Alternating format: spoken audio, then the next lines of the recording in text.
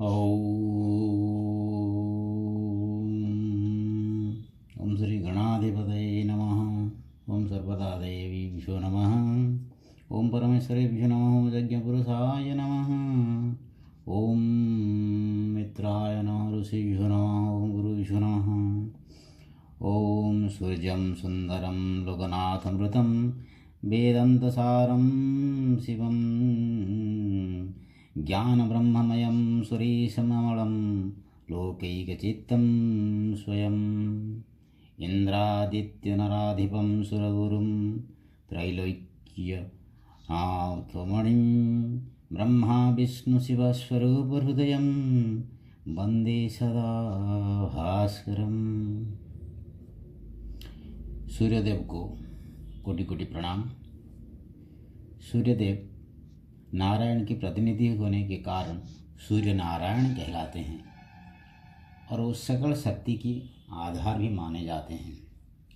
सूर्य नमस्कार माध्यम से शरीर, मन और आत्मा की सुषम विकास संभव है। सूर्य नमस्कार योगासन और प्राणायाम की समन्वय पद्धति है।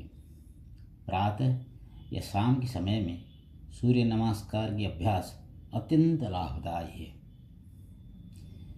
सूर्यदेव की 12 बीज मंत्र से 12 प्रकार के आसन 12 बार करने से अशेष लाभ मिलता है। मैं सभी से जिज्ञासा करूंगा कि आप सब सूर्य नमस्कार जरूर कीजिए। पहला बीज मंत्र है ओम ह्रां मित्राय नमः। इस बीज मंत्र से प्रणामासन करके स्वाभाविक श्वास क्रिया लेना जाता है। दूसरी मंत्र है ओम ह्रीं रवये नमः, जिसमें प्रश्वास ग्रहण करना पड़ता है।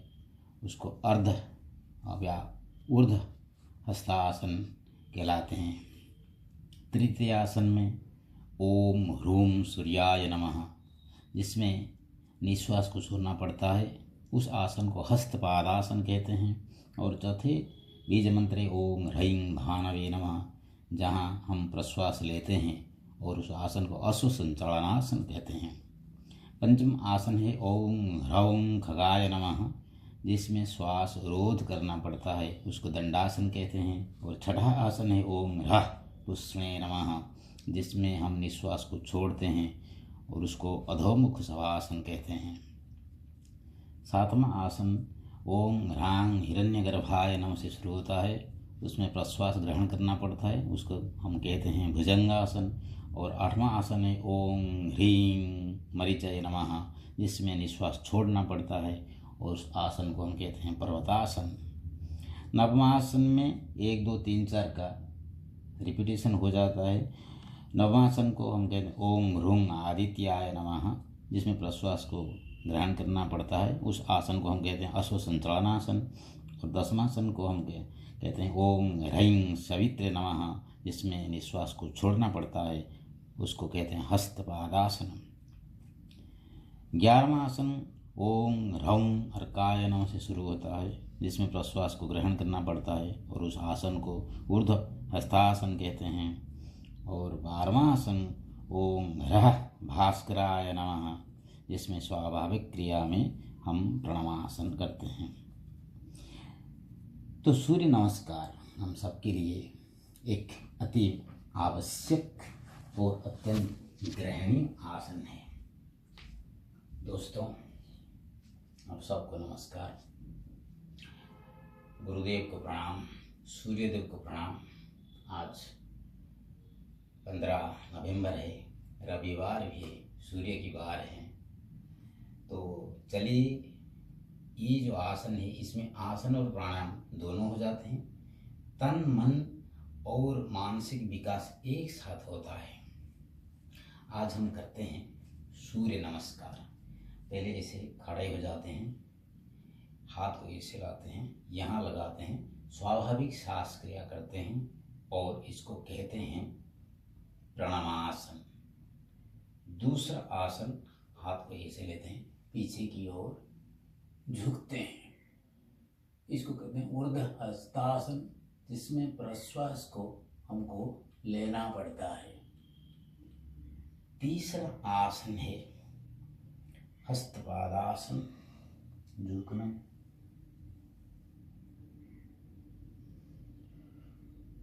इसमें हमको निश्वास को छोड़ना पड़ता है। मैं यही बतला दूं कि जब भी आगे झुके कोई भी आसन में तो निश्वास छोड़ो, जब पीछे की तरफ जाओ तो प्रश्वास लो। तो चौथा आसन है हस्त अश्व संचलनासन।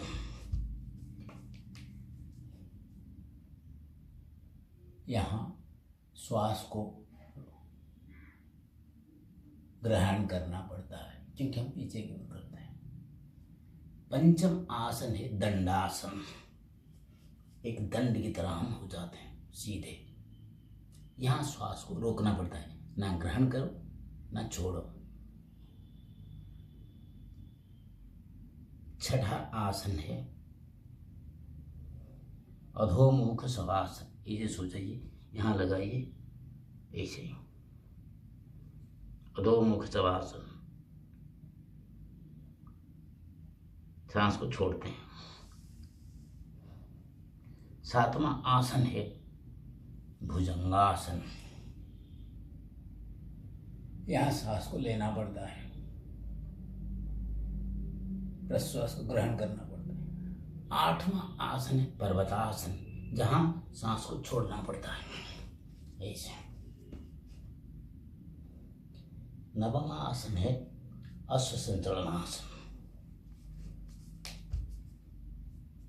सांस को लेना पड़ता है। 10वां आसन है हस्तपादासन, सांस को छोड़ना पड़ता है। 11वां आसन है ऊर्ध्वस्थासन, सांस को ग्रहण करना पड़ता है। 12वां आसन है नमस्कार आसन, स्वाभाविक सांस क्रिया करना पड़ता है। ये 12 आसन 12 बार करना चाहिए। एक राउंड को 12 आसन हो जाए, उसको कम से कम 12 के हिसाब से हमें करना चाहिए। अब मैं शुरू करता हूँ, कुछ बोल नहीं रहा हूँ। अब देखिए,